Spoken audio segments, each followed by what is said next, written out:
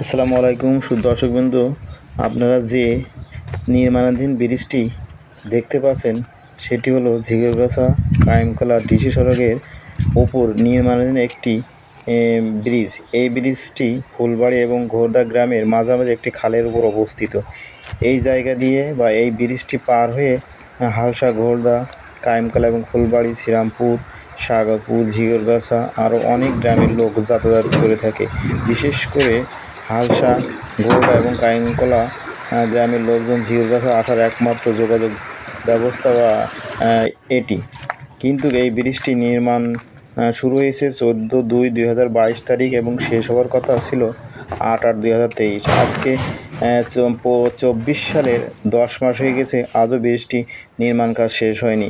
অথচ এই কয়েকটি গ্রামের লোকজনের যে দুর্ভোগ তা বলে শেষ করার মতো নয়। এখনও পর্যন্ত যে ব্রিজটি কবে নির্মাণ শেষ হবে তা কর্তৃপক্ষই ভালো জানে। থ্যাংক ইউ, ধন্যবাদ। একটি লাইক, কমেন্ট, শেয়ার প্লিজ।